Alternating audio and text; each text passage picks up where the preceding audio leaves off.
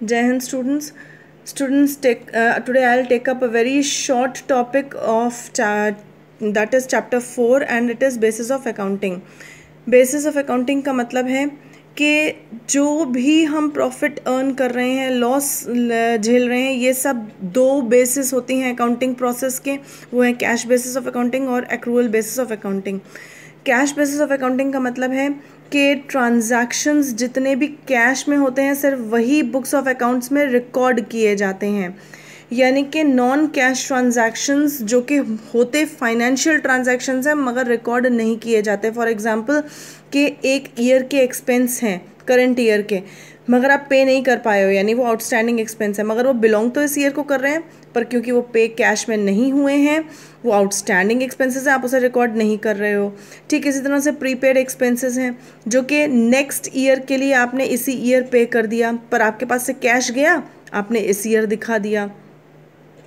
तो इसी तरह से इनकम भी है. इनकम अगर आपने एडवांस में रिसीव करी है तो आप इसी साल दिखा देते हो, और अगर आपने जबकि वो है नेक्स्ट आगे वाले आने वाले साल के लिए, मगर इसी तरह से आपने इनकम अभी रिसीव नहीं की है, अर्न कर ली है, कैश में रिसीव नहीं की है, आप उसे नहीं दिखा रहे हो. तो इसका मतलब सिर्फ कैश ट्रांजैक्शंस ही रिकॉर्ड किए जा रहे हैं. If only cash transactions are recorded, it becomes difficult to calculate the exact profit or loss that is incurred during a financial year. Okay. Now, accrual basis of accounting. Accrual basis of accounting says that a transaction is recorded when it is entered into and not when cash is received और paid. यानी एक transaction को तब record किया जाएगा जब वो transaction हो रहा है जिस समय पे, ना कि तब जब उसका कैश पे कर रहे हैं या कैश रिसीव कर रहे हैं. ठीक, अब इसका मतलब क्या हुआ, एक्सपेंस पे करने का टाइम हो गया, ट्रांजैक्शन करने का टाइम हो गया है, मगर किसी कारण से आप उसे अभी पे नहीं कर पा रहे हो. ठीक है, तो इसका मतलब मगर आप पूरा एक्सपेंस इस ईयर रिकॉर्ड कर रहे हो. क्यों? क्योंकि वो इस ईयर को बिलोंग कर रहा है एक्सपेंस. इसका मतलब आप accrual basis of accounting follow कर रहे हो. अब जब accrual basis of accounting follow होगा तो आपको पता चल जाएगा कि इस ईयर के एक्चुअल एक्सपेंस कितने थे, एक्चुअल इनकम्स कितनी थी, और इस तरह से आप काफ़ी हद तक सही प्रॉफिट या लॉस कैलकुलेट करने में सक्सेसफुल होगे. अब जब हम कंपेयर करें कैश बेसिस और एक्रूअल बेसिस को, तो एक्रूअल बेसिस ज़्यादा एक्यूरेट प्रॉफिट या लॉस हमें बताती है. इसलिए cash basis of accounting in most of the firms it is not adopted, only accrual basis of accounting is adopted because it is much more accurate. Okay, now chapter 4 is over and now I'll start chapter 5. Chapter 5 is accounting equation. Accounting equation क्या है students? Assets is equal to liabilities plus capital. यानी जितने भी assets हैं हमारे वो हमारे किसके बराबर होंगे? टोटल लाइबिलिटीज़ के. और टोटल लाइबिलिटीज़ किसके बराबर होती हैं, कैसे कैलकुलेट होती हैं? Liabilities plus capital. This equation is also known as balance sheet equation. Now, transactions affecting opposite sides. अब हमें मालूम है कि हमारे दो साइड्स हैं, जैसे हमने मैथ्स में पढ़ा था ना, LHS and RHS. So LHS RHS. ठीक है, तो अब ऐसे ट्रांजैक्शंस जो एक ही टाइम में एसेट को भी इफेक्ट करें और लाइबिलिटीज़ या कैपिटल में से भी किसी को इफेक्ट करें, वो कौन कौन से ट्रांजैक्शंस होते हैं एग्जाम्पल के साथ ही समझाऊंगी आपको. Increase in asset, increase in liability. यानी आपका एसेट भी इंक्रीज हो रहा है और आपकी लाइबिलिटी भी इंक्रीज हो रही है. तो ऐसे कौन से ट्रांजैक्शंस हैं? इसका मतलब आपने सपोज करिए गुड्स परचेज किए हैं, वो भी क्रेडिट पे. यानी आपने गुड्स परचेज किए, आप वो भी क्रेडिट पे मतलब उधार पे. तो जब आपने गुड्स परचेज किए तो यानी आपके एसेट इंक्रीज हो गए. गुड्स आपके क्या हैं? एसेट हैं, जिसको हम किस नाम से बुलाएंगे? स्टॉक नाम से बुलाएंगे.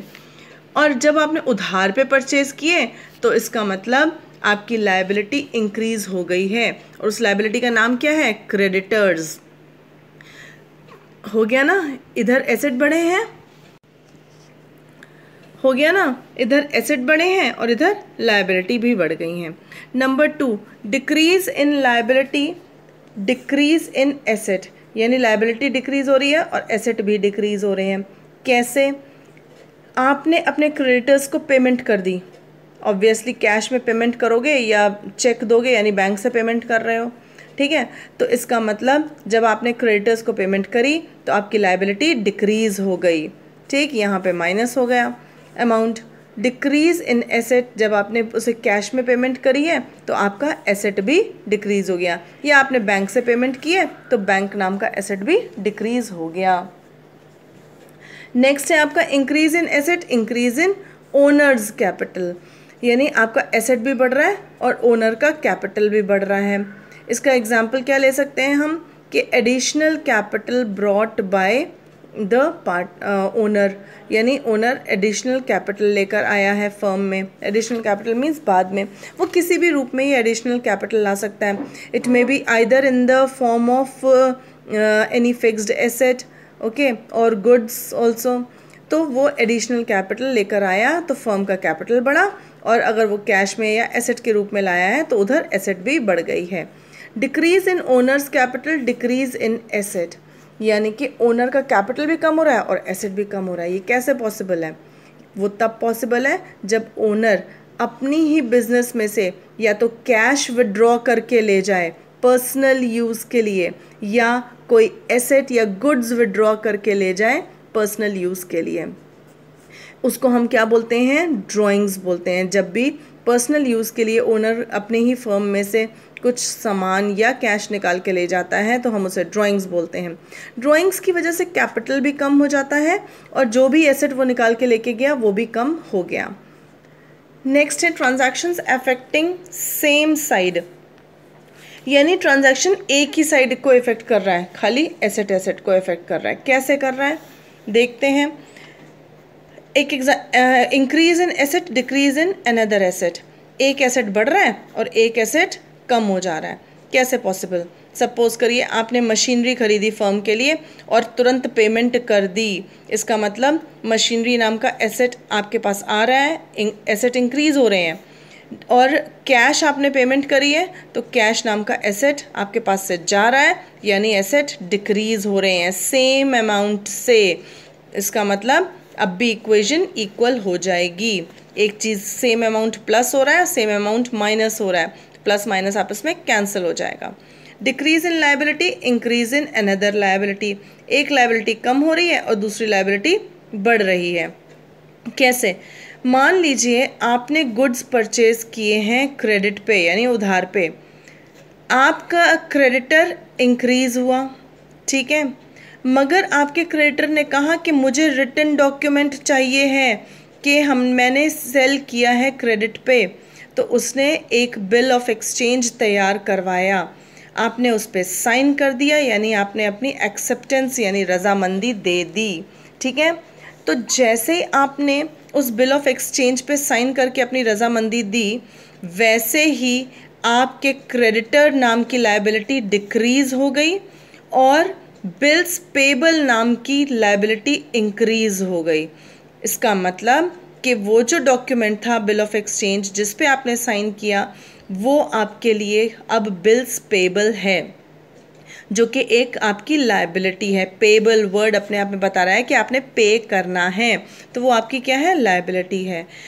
जैसे आपने साइन किया तो क्रेडिटर नाम की लायबिलिटी ख़त्म। क्यों ख़त्म? क्योंकि अब आप क्रेडिटर नाम से पेमेंट नहीं करोगे। अब जब आपका क्रेडिटर जो था, जो अब बिल्स पेबल लेकर बैठ गया है, वो डॉक्यूमेंट लेकर आएगा जिसका नाम आपके लिए बिल्स पेबल है, तभी आप उस डॉक्यूमेंट को देखकर पेमेंट करोगे, right. Now we'll start with the sums now. I am going to take question number 12 of your chapter Accounting Equation of the book T.S. Garewal, class 11. Now, I am going to read the question first.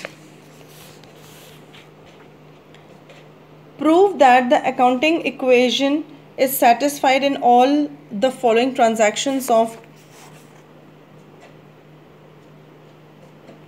it is not clear, of Sameer Goyal. Number 1, started business with cash, ₹10,000। इसको मैं साथ साथ ही समझाती जाती हूँ। जब business start किया है कैश से तो कैश फर्म में आया, ठीक है, और ये जो कैश जिससे बिज़नेस स्टार्ट किया जाता है ये कहलाता है कैपिटल। इसका मतलब फर्म का कैपिटल बढ़ गया, ठीक है। Next is paid rent in advance ₹300। Advance में रेंट पे किया है तो रेंट पे करना हमारा क्या है, एक्सपेंस है। अगर हमने एडवांस में पे किया है तो ये कहलाएगा prepaid rent.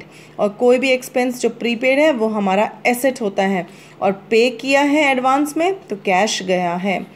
Purchased goods for cash ₹5,000 and credit 2,000। 5,000 के गुड्स कैश में परचेज़ किए और क्रेडिट में 2,000 के परचेज़ किए, मगर टोटल गुड्स कितने के परचेज़ किए, 7,000 के, ठीक है। तो 7,000 के गुड्स हमारे पास आए हैं और 5,000 कैश हमारे पास से गया है, और 2,000 की हमारी लायबिलिटी इंक्रीज हो गई है, और इस लायबिलिटी का नाम है creditors. Sold goods for cash ₹8,000 costing 4,000। ये सेंटेंस पढ़ने से ही पता चल रहा है कि गुड्स जो हमारे पास से गए उसकी कीमत थी 4,000, यानी स्टॉक में से 4,000 चला गया, मगर कैश आया 8,000, ठीक है। जब कैश 8,000 आया है तो हमें 4,000 का प्रॉफिट हुआ है। जो प्रॉफिट होता है तो उससे हमारा कैपिटल इंक्रीज होता है, हमें कैपिटल में ही उसे ऐड कर देना है। Paid salary ₹450 and salary outstanding being ₹100। 450 salary पे कर दी, कैश गया 450, और सैलरी आउटस्टैंडिंग है ₹100, यानी कैश गया 450 और आउटस्टैंडिंग सैलरी क्या हो गई हमारी लायबिलिटी है। क्यों है लायबिलिटी, क्योंकि हमने एक्सपेंस पे करना था, हम अभी पे नहीं कर पाए हैं, इसलिए आउटस्टैंडिंग सैलरी हमारी लायबिलिटी है, ₹100 की इंक्रीज हो गई है। टोटल एक्सपेंस इस ईयर का कितना बन रहा था, 450 प्लस 100 यानी 550 इस साल का एक्सपेंस था, जिसमें से 450 पे कर दिया, और आउटस्टैंडिंग एक्सपेंस है हमारा ₹100 का, जो कि लायबिलिटी है। जो एक्सपेंस हमारा टोटल है इस ईयर को बिलोंग कर रहा है वो कैपिटल में से माइनस किया जाएगा। Bought motorcycle for personal use ₹3,000। Personal use के लिए एक मोटर व्हीकल ख़रीदा है 3,000, तो ये कहलाएगी ड्राइंग्स है तो कैपिटल को कम कर रही है, माइनस करेंगे। और दूसरी चीज़ कि पेमेंट करी है, जब बाय किया तो पेमेंट करी है तो 3,000 माइनस करेंगे कैश में से। Now let us start our sum. इसका फॉर्मेट देखिए आप, अकाउंटिंग इक्वेशन। सबसे पहला कॉलम बनेगा ट्रांजैक्शंस का, उसके बाद बनेगा एसेट्स का, फिर लायबिलिटीज प्लस कैपिटल का, ठीक है, लायबिलिटीज प्लस कैपिटल का। तो सबसे पहला ट्रांजैक्शन हमारे क्वेश्चन के अकॉर्डिंगली क्या था, स्टार्टेड बिजनेस विद कैश। तो हमने क्या किया, कैश में 10,000 प्लस कर दिया क्योंकि फर्म में कैश आया है। हमने करना क्या है बेटा, इसमें एसेट्स तो मेन हेडिंग है, इसमें छोटे छोटे कॉलम्स और बनाने हैं। इसी तरह से लायबिलिटीज़ और कैपिटल मेन हेडिंग है, इसमें छोटे छोटे कॉलम और बनाने हैं। जैसे जैसे हम ट्रांजैक्शंस पढ़ेंगे हमें पता चलता जाएगा कि हमारे कितने कॉलम्स और बनने हैं, ठीक है। तो कैश आया बिजनेस में 10,000 का, कैश के एक कॉलम बनाया एसेट्स में कैश नाम का, उसमें प्लस 10,000 कर दिया।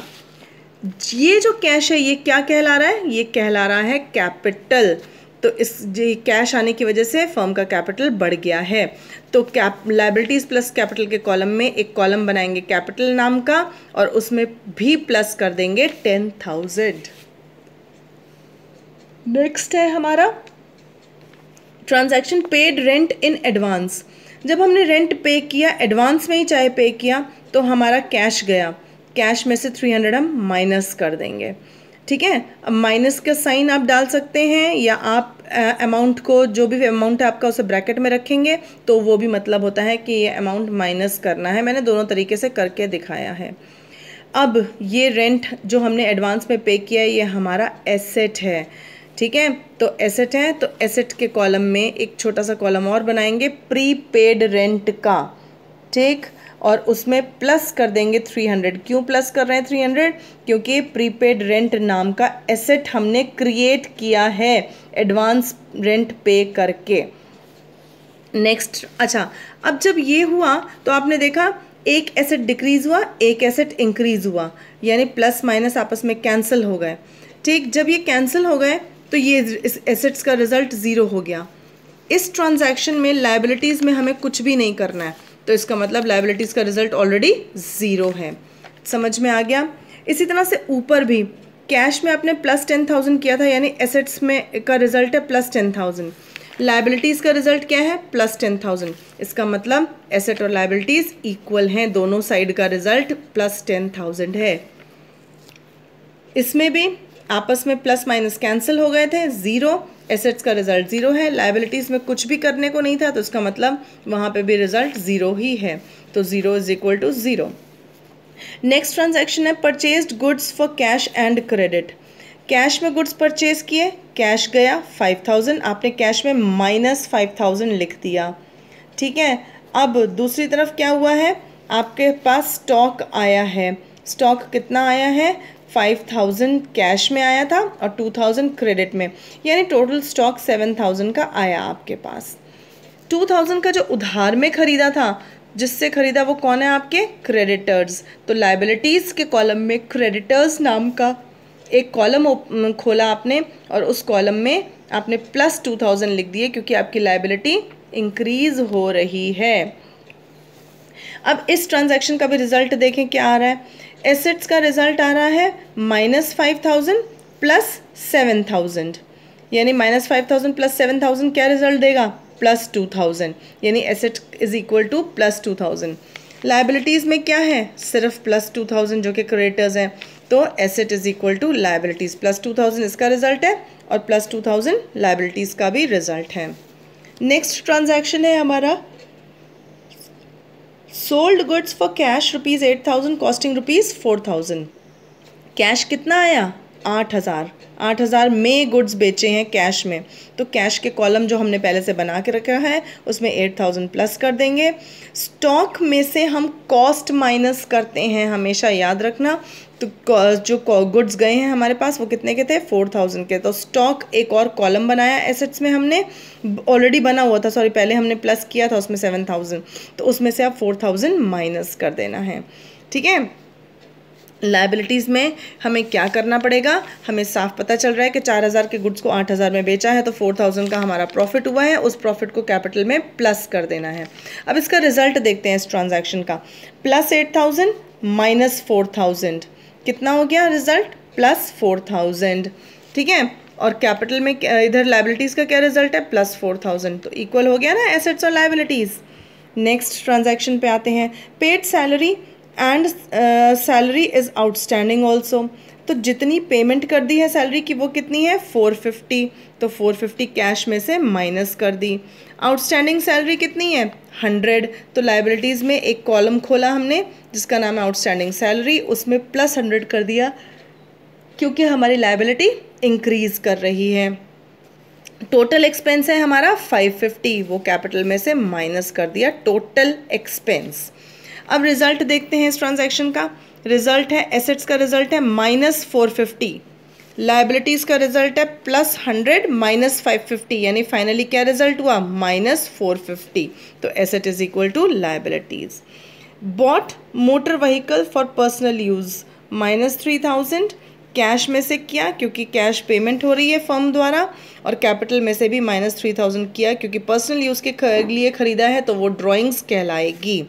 अब हमें क्या करना है?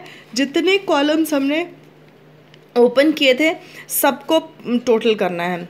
कैश का टोटल आया 9,250, प्रीपेड रेंट का टोटल है 300, स्टॉक का टोटल है 3,000, क्रेडिटर्स का टोटल है 2,000, आउटस्टैंडिंग सैलरी का टोटल है 100, कैपिटल का टोटल है 10,450। आ गया। अब जितने कॉलम एसेट्स के थे उन सब का फाइनल टोटल करना है, जो क्या आ रहा है 12,550। जितने कॉलम लायबिलिटीज़ और कैपिटल के थे उन सबको प्लस करना है, उनका भी टोटल आ रहा है 550, यानी assets is equal to liabilities. इसी में कुछ और ट्रांजैक्शन समझाना चाह रही हूँ, अलग से सम नहीं कर रही हूँ, इसी में सिखाऊंगी। मान लीजिए हम मशीन परचेज कर रहे हैं, ठीक है, कैश में 2000 की मशीन है। तो हमारा क्या हो रहा है ट्रांजैक्शन, एसेट्स के कॉलम में मशीन एक एसेट है, हमारे पास आ रही है खरीदने में, एसेट्स के कॉलम में मशीन नाम का एक कॉलम ओपन करेंगे, उसमें लिख देंगे +2000 और कैश पेमेंट हो रही है तो कैश में से -2000।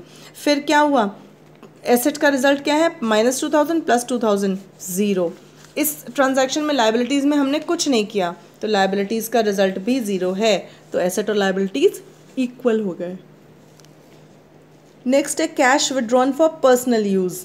पर्सनल यूज़ के लिए कैश विड्रॉ किया है, यानी ड्राइंग्स है ये, तो कैश के कॉलम में से 1000 माइनस कर दिए, ठीक है, और कैपिटल में से भी माइनस कर दिए क्योंकि ड्राइंग्स कैपिटल को कम कर रही हैं।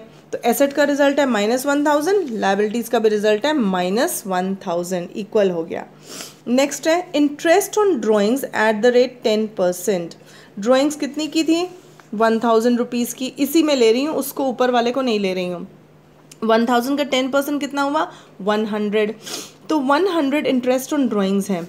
बेटा इंटरेस्ट ऑन ड्राइंग्स और इंटरेस्ट ऑन कैपिटल वो दो ट्रांजैक्शंस हैं जिनका किसी भी कैश या किसी भी एसेट पे कोई असर नहीं पड़ता, बस असर पड़ता है तो सिर्फ इतना कि आपका जो इंटरेस्ट कैपिटल है उसी पे असर पड़ता है।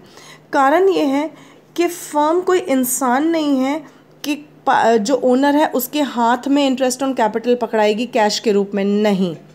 फर्म क्या कर रही है, ओनर का एक कैपिटल अकाउंट मेंटेन करती है, तो जो कुछ भी कैपिटल से लेना है फर्म ने उसी कैपिटल अकाउंट के थ्रू लेती है, और जो कुछ भी ओनर को देना है फर्म ने उसी कैपिटल अकाउंट के थ्रू देती है।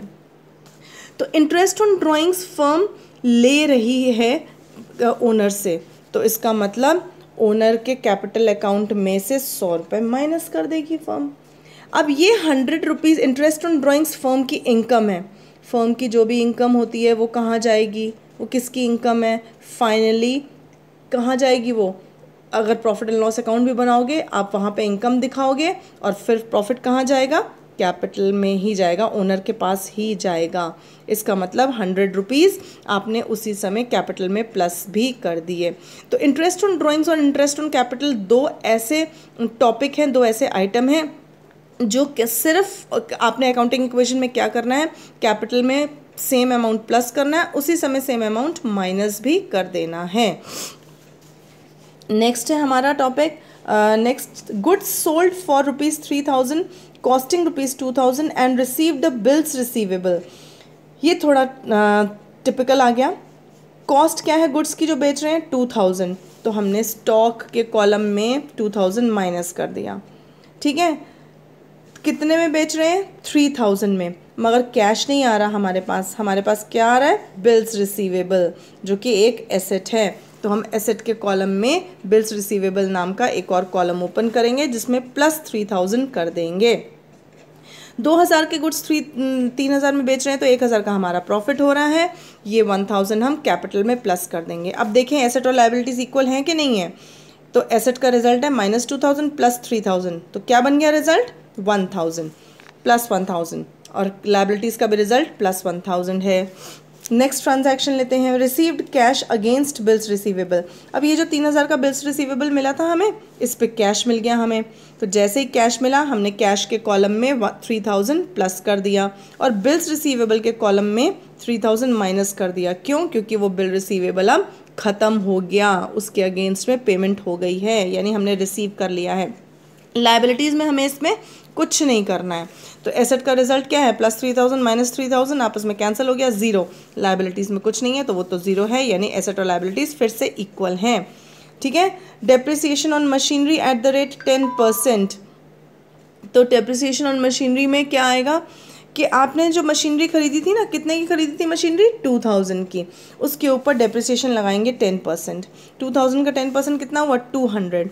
डेप्रिसिएशन की वजह से मशीनरी की वैल्यू कम हो रही है, तो हम क्या करेंगे, मशीन का जो कॉलम खोला था उसमें से -200 कर देंगे, ठीक है। और क्योंकि ये हमारा अपने आप में एक्सपेंस है, रेगुलर बेसिस पे होता है, तो डेप्रिसिएशन की वजह से कैपिटल भी 200 रुपीज़ से कम हो रहा है। डायरेक्टली नहीं हो रहा है, इनडायरेक्टली होता है। तो यानी आपको फाइनली क्या करना है, अकाउंटिंग इक्वेशन में यही शो करना है कि कैपिटल में से हमने डेप्रिसिएशन का अमाउंट भी माइनस कर दिया। अब फिर मैंने वही किया है, सारे कॉलम्स को ऐड किया है और देखा कि एसेट और लायबिलिटीज़ इक्वल हैं। अब स्टूडेंट्स हम क्या करेंगे, जो हमने ऊपर प्रॉपर सम किया था क्वेश्चन नंबर 12, ठीक है, जिसका कि रिजल्ट आ रहा था 12,550 और 12,550 asset is equal to liabilities, इसकी बैलेंस शीट भी बना के देखेंगे। तो बैलेंस शीट इस तरह से बनेगी, देख लीजिए। बैलेंस शीट आपकी है, लायबिलिटीज का कॉलम पहले बनता है, अमाउंट, एसेट्स, अमाउंट। लायबिलिटीज में क्या क्या आएगा, कैपिटल, कितना टोटल आ रहा था कैपिटल का, ये जो टोटल आ रहा था ना कैपिटल का 10,450, सारे टोटल लिखेंगे, जितने कॉलम हमने ओपन किए थे जिनके टोटल आ रहे हैं नीचे, वो सब कॉलम्स बैलेंस शीट में आएंगे। तो कैपिटल का टोटल आ रहा था 10,250, लिख दिया। आउटस्टैंडिंग सैलरी का टोटल था 100, क्रेडिटर्स का टोटल था 2,000, यानी लायबिलिटीज़ के यही 3 आइटम थे, टोटल हो गया 12,350। एसेट्स में कौन कौन सी चीज़ें थी हमारी, मशीन, अच्छा मैंने टोटल इसको लिया है, फाइनल यहाँ तक किया है मैंने, इन सब को लिया है, ठीक है। तो हाँ, फिर मशीन हमारी 1800 की, स्टॉक 1000 का, प्रीपेड रेंट 300, कैश 9250, तो एसेट्स का टोटल भी 12,350 आ रहा है। स्टूडेंट्स ये क्वेश्चन मैं पीडीएफ में सॉल्व किया हुआ आपको दे दूंगी, राइट। चलिए, और भी छोटे छोटे क्वेश्चंस हैं आपकी इस बुक में जो मैंने लिए हैं। क्वेश्चन नंबर 20 पे आ जाइए। A commenced his cloth business on 1st April 2018 with a capital of rupees 30,000. On 31st March 2019, his assets were worth rupees 50,000 and liabilities 10,000. Find out his closing capital and profits. No, and profits earned during the year. ठीक है, चलिए हमारे पास information available है। Opening capital है 30,000, closing assets हैं हमारे पास 50,000, yes यही question है, I got confuse with the question. Okay, हमारे पास ओपनिंग कैपिटल है 30,000, क्लोजिंग एसेट्स हैं 50,000, क्लोजिंग लायबिलिटीज़ हैं 10,000। हमसे पूछा गया है कि क्लोजिंग कैपिटल कितना है और प्रॉफिट कितना है। तो closing assets is equal to closing liabilities plus closing capital, वही जो अकाउंटिंग इक्वेशन है। क्लोजिंग कैपिटल कितना रह जाएगा, हम फॉर्मूले को थोड़ा सा सेट करते हैं। Closing capital is equal to closing liabilities उधर चली गई, एसेट्स माइनस लायबिलिटीज़, तो यानी क्लोजिंग कैपिटल आ गया हमारा 40,000। जब क्लोजिंग कैपिटल 40,000 आ गया तो क्लोजिंग कैपिटल में से अगर हम ओपनिंग कैपिटल माइनस कर दें तो पॉजिटिव रिजल्ट है, तो वो प्रॉफिट है। तो profit is equal to closing capital minus opening capital, 40,000 minus 30,000, 10,000 result positive है तो प्रॉफिट है। अगर ये रिजल्ट नेगेटिव होता तो लॉस होता। क्वेश्चन नंबर हम 21 भी लेंगे।